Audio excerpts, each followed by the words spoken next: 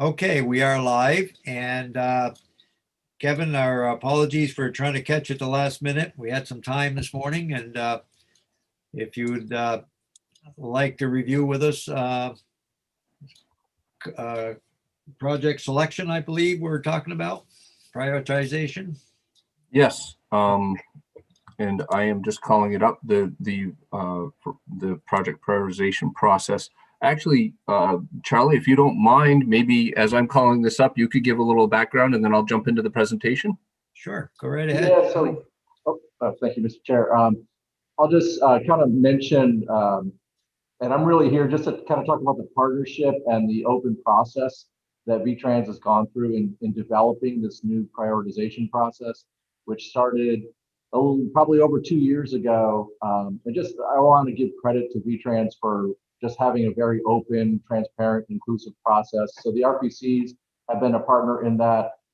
Chris Campany, particularly from Windham County, and I have been on it. We've had staff involved. And they also took a lot of input from other partners like Local Motion, the transit agencies, the disabilities community. So they really tried to have a pretty inclusive process in developing this. And I think the last thing I'll say is that we all know it's a draft, and that we're going to kind of work through some bugs. No offense, Kevin, but we know there'll be some issues as we test this new prioritization process out. But what we're really excited about is the project selection component that really will, I think, open up the process for how new projects get in the capital program, and make it as quantifiable and objective as possible with more open, transparent process and participation. So I just want to give credit to VTrans and Kevin and thank him for leading this effort now. And happy to take any questions at the back end. Thank you. Now, this is projects from the regional planning and the MPO in Burlington that was submit to the agency to how they're selected for prioritization. Is that correct? Yes. Well, from my perspective, this is really a statewide process, and then the RPCs get to review it and give input into the process, and in a more systematic, consistent way than we do currently. Okay, so you're upgrading or making changes to the existing system now? Yes. Yep. Okay, all right. That's just so I understand, because I know it's worked pretty well in the past, I guess. So you're trying to improve it even more so. Okay. Correct. Absolutely. So if it's okay with you, Senator Mazza, I'll jump through the presentation. Right ahead. I'll try to keep it brief. There are 16 slides, but there's some detail that we can probably skip over unless folks have questions. So all right, go right ahead. Thank you. For the record, my name is Kevin Marshy. I am the Bureau Director of the Asset Management Bureau in the Highway Division at VTrans. So this morning, definitely here to talk to you about our new prioritization system. Just a little bit of background, some of you may be very familiar, some of you may not be. Back in 2005, 2006 timeframe, we had way too many projects in our pipeline. The funnel was overflowing. And as an example, our roadway program, and we were funding that at about $50 million a year. And we had about $1 billion worth of projects in there. And there was expectations all over the state that all the projects were going to be built next year, kind of thing.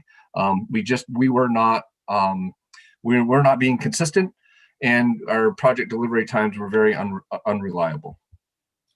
What I like about, before you go on, what I like about the system is the fact that it has no political involvement. It's all done by what the need is. It's very, very well done. Years ago, it was a lot of politics, as we know, for this project, that project, and this has been a lifesaver to many, many people, because it's done from the ground up, and the communities have a chance to voice their opinion or opposition, and when we get them, they're ready to go. So I think that's correct what I'm saying, but that's I think it's absolutely correct, Senator. Good. Okay, because having been involved, I hated those days. I just didn't bother them at all. They were terrible. Everybody just slipped this in here and slipped this in there. And now when somebody asks me, I say it's all done through a process, and that's the way it is. And I don't have any input at all. I won't mention a word about it. So well, you have to admit that politically it was wonderful to say I got it on the list, which That's in right. essence Yeah. meant nothing, Yeah, but it it created the impression because then it got on the list, and then we had costs, some preliminary engineering was done, and then nothing happened for a decade. So it was now wasted I hear no money. complaints. I hear no complaints now at all. It's done so well. That's what I'm saying. I'm so thankful for what you folks have done. It's been great. Although Chittenden County still gets the favorite. I was meetings early in my career at VTrans where, you know, the expectation in the community was, hey, you're going to build that next year, right? And I had to deliver that message. I said, yeah, no, it's going to be 5 or 10. You know, it wasn't fun. So our current system, actually, we worked with the legislature to get some legislation directing us in the current system, gave us some criteria and some ground rules. We worked with our partners at the regional planning commissions. And our current system was based on primarily on asset condition, safety, regional priority, and at that time, project momentum. And that's a little bit of a hangover of the past. Was we had a momentum piece because there were some projects that had been sitting for 10 years and some that had some really good momentum. So we had that as a factor, trying to kind of burst that bubble, if you will. It definitely. It was just mentioned to a lot more credibility, a lot of better and improved communication and trust, frankly, I think both with the legislature, with communities, with the regional planning commissions for VTrans. I put this in here, Senator, the road to affordability. I remember a time when you, Senator Mazza, we talked about that way too much, but it did lead to that road to affordability and really that emphasis on preservation. Back then, we had a lot of really large projects, especially in the roadway program, the Bennington bypasses of the world. And not that they were bad projects, but we just didn't have the money to build them. And we weren't spending the money we needed to on maintaining the existing system. And maybe most importantly, that system we came up with, well, as good as it was, it did not provide a path for our regional planning commission partners to add new projects into the pipeline. So I should have mentioned at the beginning, VPSB2. Of course, we always have to come up with an acronym. The Vermont Project Selection and Prioritization System is what this is, and this is the second version of that. The idea is, and Charlie mentioned it, to provide a performance-based data-driven framework so that we can select and prioritize projects. And one of the key pieces to this is understanding the transportation value. So what we're coming up with, and I'll talk a little bit more about it in a few moments, is a score. In that score, there's 8 criteria, but it helps us to define what is the value that a specific project and ultimately the program and the investments we're making across the entire network. Sorry, I got a taskbar on my screen here. It's kind of in my way. Okay. So the idea, off to the left, what you'll see, and I should mention what we're rolling out actually starting next week to the regional planning commissions is what we're referring to as a pilot. It's going to be starting, this process will start with our paving, our roadway, and our traffic and safety programs, and we'll be sending projects to the regions to prioritize. But there's really 2 ways, primary ways, at least early on, how we're going to be prioritizing projects. One is asset driven, and the second is regionally driven. You'll see both at the top left part of the screen. The asset driven, and I'll use as we've had a pavement management system that looks at distresses and cost benefit and deterioration rates and all those things since the 90s. And so that system, what we do is we collect data on an annual basis, and it will make recommendations to us based on the amount of money we have available in the condition, the deterioration rates. These are the projects we recommend. Those are our asset driven projects. But off to the right, the idea is that there's regionally driven. And so if we have a list of asset driven projects and we send them to the regions, they may say, hey, that's really good, VTrans, but this is one that's not on your list that we think is important. And again, this provides that framework. Ultimately, we go through that VPSB2 process, and at the end, we have projects that we enter into the capital program. I've already mentioned the transportation value. I've mentioned the mechanism for the RPCs and communities to provide input. And really, at least in my opinion, one of the key improvements to this new system is it's very well defined, it's consistent and transparent. It takes us, the existing prioritization system is good. This takes it to the next level of those. A little bit of background how we came up with this. I will be the first to admit that our first system we did use reach out to partners and got input on how we came up with the criteria, but a lot of that was generated within VTrans.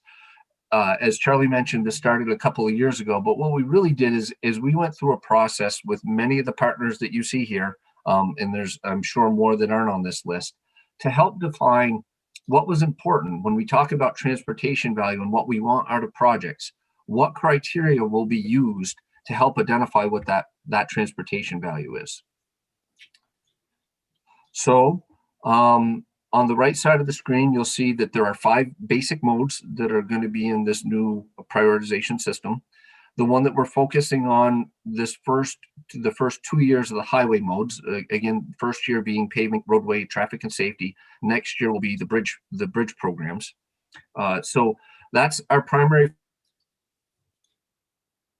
focus, kind of test modes, rail, the walks, trails and paths, transit and aviation. They are moving forward, developing a system. We're working together on that. It's just that we're testing it with these highway modes in the first year. What you see to the right side of the screen are the 8 criteria. As I mentioned, we worked with our partners to define what do we think is important to understand and consider in a transportation project. And there are things on here that, having been involved 15 years ago, at that time, I don't think I would have ever envisioned that we had these in our system, but they are important. They're important to both VTrans, to our partners as we've evolved over the years. I'll use the example of resiliency. Prior to Irene, we talked about resiliency, but we didn't really understand it the way we do today. So there are the 8 criteria that you see before you. What we're referring to is there's kind of 5 of these criteria that are VTrans led, if you will, and then there's 3 criteria that we're looking to the regions to lead the input on. This is a partnership. It's not like these are your criteria, these are my criteria. But as an example, the 3 criteria that we're looking to the regions, because frankly, they know best, is the community piece, the economic access piece, and the health access piece. Health access isn't just, hey, access to, to a hospital. It may be access to a bike trail or a place where you get some exercise, grocery store, those types of things. So there's a lot of different components. I'll talk about that a little bit more, but these are the 8 criteria, and they, the total maximum points a project can get is 100, as you can see here.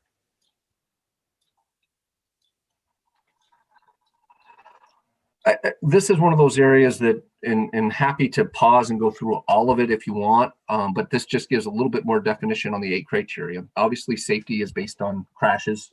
We have a very robust crash database that's fed by law enforcement on crashes around the state. Asset condition, again, we have our management systems, pavement, bridges. We're working on others as well.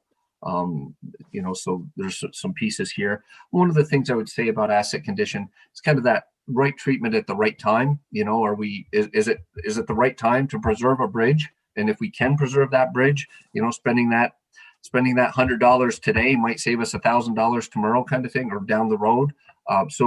Is it the right treatment at the right time?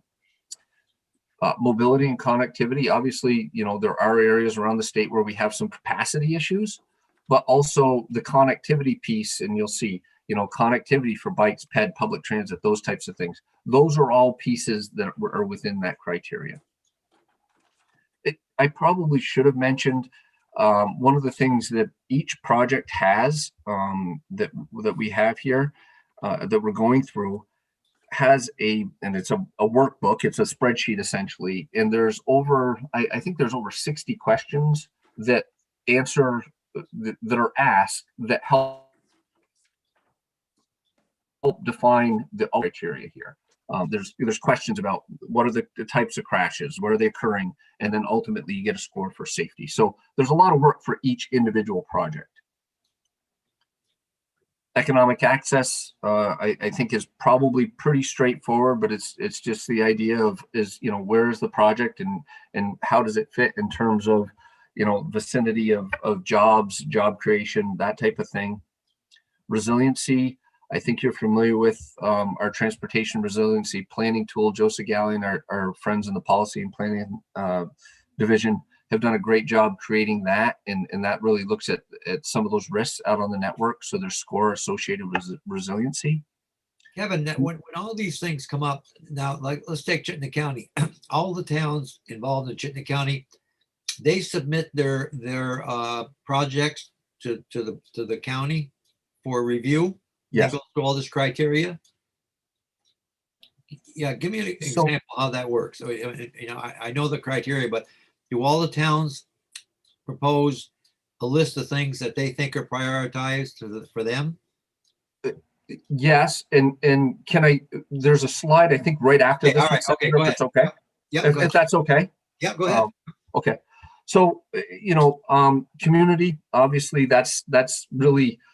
We're looking to the regions to work with the towns and the tax to where does this fall? Is this potential project, or is this project supported within the community type of thing? The environment, there's many questions on a lot of different environmental criteria, not to glaze over it because there's a lot, but we're looking at environmental impacts, cultural, historical resources, all of those things. There's questions that get at, are we preserving? Are we impacting? Are we mitigating impacts?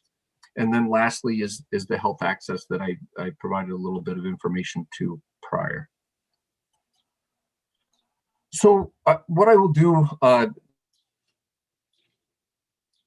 is step you through some question, and if not, I'm happy to come back and address that as well. But I did mention the 2-year pilot process. It will be looking at the asset-driven and regionally driven projects, and I'm going to talk a little bit about the 9-step process right now that kind of gets to your question. So, and this has some timelines in it. This is a very similar presentation that I've given to the transportation advisory committees, or several of them, not all of them, around the state recently. But every year, in the September-October timeframe, we at VTrans develop our programmatic budgets, and we say, now I'll use paving as my example today. We look at our available revenue and we say, okay, paving should, and our needs, and we say paving should be funded at $100 million a year. Then we run our analysis and we say, okay, these are the projects. One, we have all the projects that are before you right now. Fiscal year 22 budget, there's a whole bunch of paving projects in there. I'll refer to those as committed. They're already in the system. That takes up a number of years. And so what we look at is we say, okay, calendar year 21, 22 are full. We know what all those projects are going to be out there on the system. And then fiscal year 23 may have a little bit of capacity. Fiscal year 24 has more, and fiscal year 25 has even more. And so for the sake of our discussion today, we'll say the out years that are not filled out in the budget book you have before us, let's say there's $100 million worth of capacity for new projects to take into the system. So we're going to use the analysis, and what we've elected to do, working with the regional planning commissions, is we're going to actually come up with $150 million worth of, and a key word here is potential projects. Is we're going to say, okay, we know we have the fiscal capacity for 100 million. We're going to put out $150 million worth of potential projects, and we're going to send them to the regions for them to rank. And the key is the potential project. I think as many of you are familiar with, there is a mindset out there amongst some that, and I think Senator Kitchell kind of mentioned it, said, you're on the list. Well, the list, being on the list doesn't mean anything. These are potential projects. These are not projects yet. So we're going to send those out to the regions starting next week. And we're going to say, each region, here are the list of potential projects you have in your region for paving. The region is going to take that, and we will I should have mentioned, we have our 5 criteria that I mentioned earlier. We'll have scores for them. And we're going to say, here's the potential projects from the asset management system. Please fill out those 3 criteria: economic,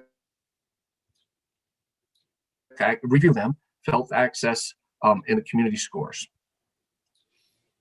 But if you're a region, you're going to say, well, that's great, VTran. And I should say, we're also sending the list of all the committed projects. So the region's going to look at that and they're going to say, hey, these roads are going to be paved. These are the potential projects.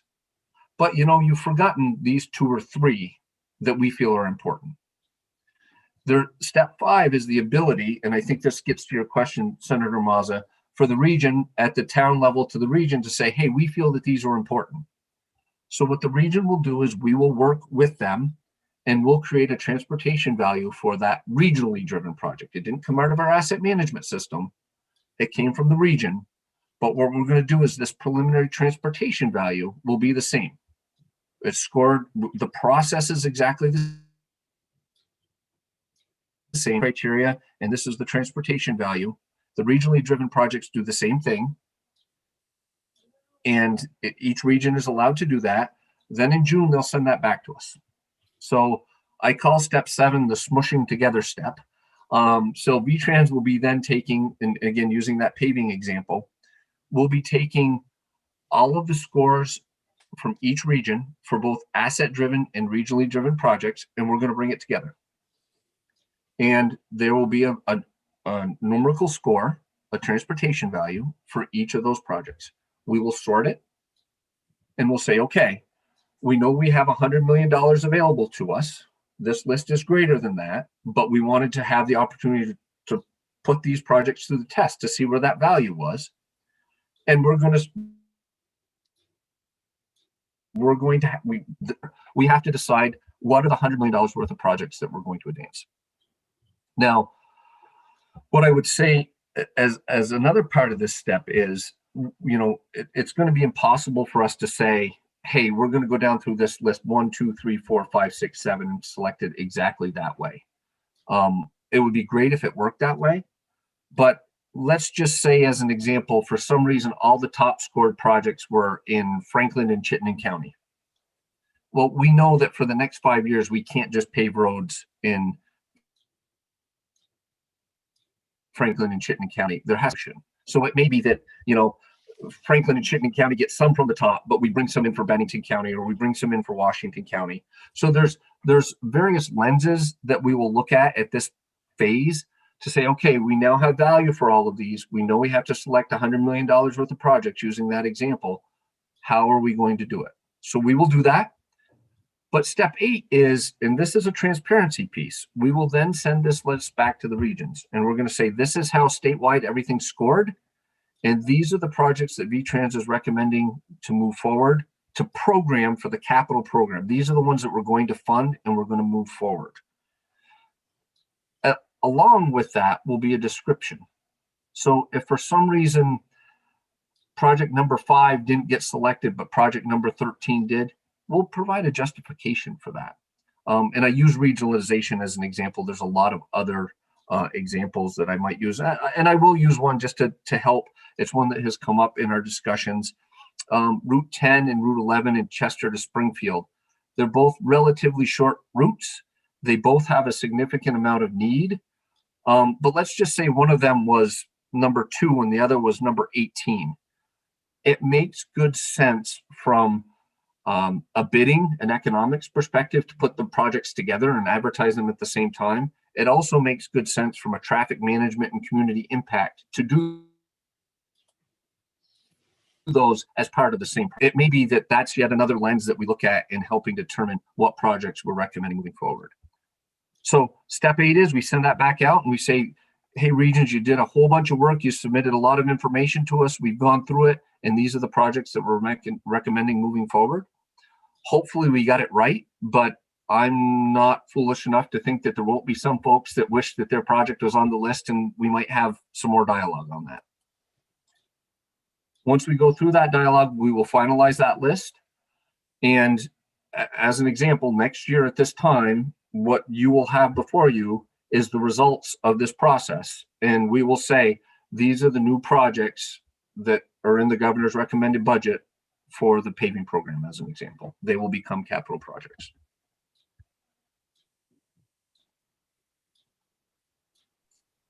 And the last piece that I would say is I've talked a lot about the potential projects, and that is the primary focus, is how we provide transportation value and select the new projects. But all of their existing projects will have scores as well, transportation value scores. That isn't as critical in a time that we've been in for a number of years now, because funding has been, frankly, pretty good for us. But if for some reason we saw a significant decrease to decide what projects to delay, those existing projects would have a transportation value, and that transportation value would be used to look at, okay, as one factor on how do we delay a project or not. Again, this will be, I should mention, this is going to be a 2-year cycle. So we will do pavement, roadway, traffic, and safety in 2021, and we'll do it again in 2023. Right. That's it for my presentation. I know that there's probably a lot to it, and I'm happy to take any questions that you might have. Committee questions, Senator Chittenden. Great presentation, really helpful to understand the metrics. Definitely worth a lot of time. My questions are twofold on the 8 metrics that you have. I'm not seeing where cost cleanly fits in there. Is that more an asset condition, or is that more an economic access? And then the second part really has to do with how you distinguish between resiliency and the environment. It seems like those things are not interchangeable, but they're very entwined. And I'm wondering if you want to separate out sustainability or maybe climate change impact versus natural environment. I don't know. It just seems like those two are crossing each other's lane. Sure. Both good questions. Cost is obviously a factor. And so I guess from my perspective, the first place that we touch on cost is understanding our fiscal constraint and that financial capacity to add those new projects. So it's going through that process that VTrans will do to understand, to using the example, okay, in those out years, we have $100 million worth of capacity. So that's step one on cost. Step two is what we have done with our pavement management system. Our pavement management system recommends treatments. So it may be that's a roadway reclamation project that's $1.2 million a mile, or it might be a preservation treatment that's $150,000 a mile. We apply that in determining that list, right? We look at it and we say, this is likely to be a project that'll cost $7 million. This is a project that's likely to cost $2 million. So when we send that 150% list out, again, it's fiscally constrained based on an early on our engineering judgment of what we think the treatment will be for that project. So there's the cost component to it, but as one of the things that we've talked about and we've elected to do is not make cost be a deciding factor in terms of our criteria. We want to understand what the value is to that project. So if a project is important, then we may need to figure out how we're going to fit it into the program. And an example that I'll use with that is, there's a town highway bridge between Burlington and Winooski, right, over the Winooski River at the dam. And I'm pretending that I know what the answer will be, but I got to believe that that's going to score pretty high if the region wants that. It isn't. The asset condition is pretty good there. We've had a lot of conversation with Charlie and his staff about that particular project. Well, that project will, let's just say that the region next year adds that to the list and it's a high priority. I've got to believe that that might be anywhere from a $30 to a $50 million bridge project. And as you will see before you, our town highway bridge program is funded, I forget now off the top of my head this year, but maybe it's $20 million a year. The cost is going to factor into the timeline as to when we can fit it into so I wouldn't say, hey, that's a $40 million project and it's number one on the list. We're not going to do it. But what we may have to say is, well, that's number one on the list, but it's going to take a while to make sure we can fit that into the program. And so I'm not sure, Senator Chittenden, if I'm completely answering your question, but cost comes comes in, the financial piece comes in ways through the process. It's just not its own criteria. Did that help? It does. Okay. And then I believe your second question was about the difference between resiliency and the environment. And again, I would agree with you. They are both connected. When we think about resiliency in terms of how we're looking at it through the lens of our prioritization system, it's really about risk. And so the resiliency piece, and I'm not going to get all these components right of what's in the resiliency tool, but the fact is we know where those repeat damage sites are, event after event or large events. We know that this slope gets washed out. It got washed out during Irene. It got washed out in 2015. We now have a much better understanding when we talk about resiliency about the highway corridor and the interaction with the river corridor. So the resiliency piece is really looking at the risk to the transportation network based on the surrounding environment. In a lot of cases, it's the river. And so it's looking at, I'll use a paving project as an example. It may be a normal paving project, but we look at it and we say, hey, there's 2 or 3 spots here that have a high risk of being impacted by a weather event. And so does issues, and if so, it gets points for that. So the resiliency piece is really focused a lot on risk. The environmental piece is about, and again, does the project impact wetlands, or does it mitigate impacts to wetlands, or does it, avoid any impacts to wetlands or historic resources or, stormwater or anything like that? All of those various environmental resources that we look at, we try to avoid impact, but sometimes we do. And there's also areas that might be wildlife, and we may recognize that this is a very important wildlife crossing. And in some cases, working with our partners at A&R, they're like, hey, if you could provide a gap in the guardrail here, this particular place is a significant moose crossing, as an example. So you would get points if you were looking at how you could mitigate or improve, or in some cases, avoid impacts to environmental resources. Does that help? Thank you. Yes. When you said, say a bridge, a Winooski Bridge is 30 to 50 million, say it's 40 million, doesn't that drain the money for a couple of years in this area for other projects, or is it stretched out over 3 years, or how does that work? Well, yeah, yes, and please don't quote me on that cost estimate, because that's just, I pulled that out. I just took that out of the sky. I mean, sure. Well, yeah, I realize maybe I shouldn't throw numbers out there. No. This is hypothetical. We don't know exactly, but when you get a project that large, it's going to be a large project, right? Regardless. So does that eat up everybody else's money in the whole area, or? I guess I would say I would look at it. The way I think about it is this way: the Middlebury Tunnel was a very significant project. The North Hero Grand Isle Bridge is a very significant project. Does it eat up the money? Yes.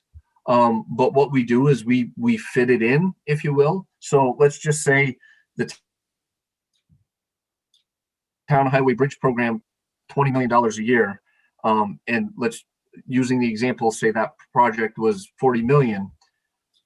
We wouldn't not do any other town highway bridges in those 2 years. It may be that we recognize that the Town Highway Bridge Program has to be 30 or $35 million for the 2 years that it takes to construct that bridge. So that's part of those program targets that we would do early on in the process on an annual basis. It's much like we've done, and I'll use Middlebury as an example. We look at it, we say we've got to invest in it. It's about $100 million. State highway bridge goes way up for a couple of years. Interstate bridge might go down. Even roadway may go down a little bit. Right. Everybody gets a little. And then it cycles back. Yes. Senator Ingalls? As far as on that same line, you got a $20 million budget and a $40 million project. Do you ever say, okay, we're going to take $5 million and park it over there for that project? Do you do it like that at all, or you just find other funds to raise it from 20 to 35 million or whatever you might do? We definitely don't park it, so to speak, because our budget runs on the state fiscal year. And so we do have some carry forward funds, but we can't just set it aside and say, hey, we're going to hold on and start saving it up, and once we get 30 million, we'll build it. So it is more of a cash flow kind of system with our expenditure based budget that we have. So it's just, we anticipate it and we build it into our budget that way. Yep. Okay. And there's a different federal money available for different projects? Do they fund a larger amount on certain projects, or is that they can? Sure. I mean, generally speaking, the majority of our capital investments are a mixture of federal and state dollars. Typically, it's about an 80-20 ratio for state route stuff, 80% federal, 20% state. If it's the interstate, it's a 90% federal, 10% state. There are some various programs and incentives where we can get increased federal funds, but for the most part, we're at an 80 or 90% federal share from the majority of our projects in our capital program. Thank you. Questions? Good job. Anybody else? Jane, anything there? Or I don't see you on the screen, but Oh, no, I'm here. okay. Yep. I've been trying to minimize my visual use of screens. No, I think we knew that they were going to come forward with a new process and criteria, and it seems like it's a very structured and balanced. And I think one of the important things is it really takes the statewide infrastructure as a whole. And so I think that, this is just a refinement, and it's wonderful that we have such a well-demonstrated track record of our RPCs involved in because it gives a structure for all cities and towns and regions to participate in the priority setting. So I think it served us well. Does an excellent job. I'm really proud of that, the way it works, because it's like I said, it used to be so terrible. Now it's so well organized. Wow, such a pleasure to go through it. I don't know, we've come a long Kevin, way. are there many towns that don't have representatives on the TAC groups? That question answer. Kevin? Shake his Or head. Charlie, do you, well, you would know for your region. I was just wondering around the states. I know that some towns, we'd encourage them to really be there, because if you're trying to set priorities for the region, then you want to have, I suppose there might be some towns that are so off the major highways, it might not, they may not view it as critical. I'm thinking Granby Victory, Senator Ingalls, maybe I don't think that they've got obviously some projects, but it's not like they're hosting Route 5 or the interstate or Route 2 or their local highways. But it seems like most towns have a representative to participate in this process. But I was just wondering what that looked like overall. Charlie, Go right ahead, Charlie. Go ahead. Yeah, I think, and I am really here representing all the RPCs, not just Chittenden County, but I do think that process does work very well. And of course, every town has an opportunity. Not every town participates all the time, but I think talking to my peers around the state, I think they're excited for this new process and kind of believe that it will increase participation at those TAC meetings, because these are going to be important decisions for the towns to weigh in on. Okay, we'll turn to the town with all the bridges, Senator Perchlik. Yeah, on Senator Kitchell's point, it was difficult for Marshfield to sometimes get a person to want to go to the meetings. We had the opportunity to participate, but not always able to find somebody. Yeah, I know. Uh-huh.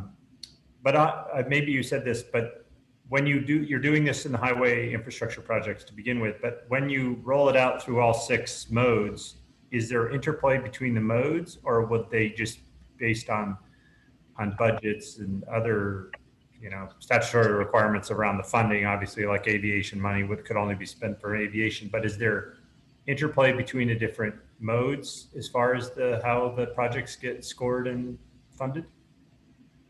I think the way I would answer that is yes. To your point, obviously FAA funds are for air projects.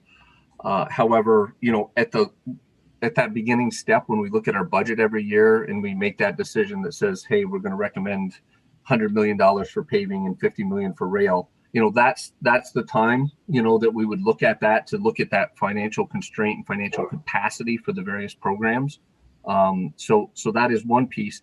And then the other piece is, as we're going through this, and I'll use as an example, and I'm sure you saw in some of the criteria, like bicycle pedestrian considerations, right? So walk, trails, and paths are their own separate mode, but there's also ways that we're looking more and more all the time to better integrate different modes, but certainly, some of the bike, the bicycle, the pedestrian pieces into highway projects, into paving projects or roadway projects. So there's a couple of different ways.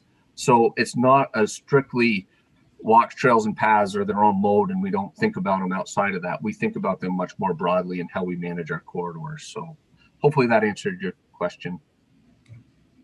Seeing the Burlington Airport just got millions of dollars from the federal government, we don't have to give them our money this year, do we? We can cut that back. Why not? They got it. Well, how many millions they just get?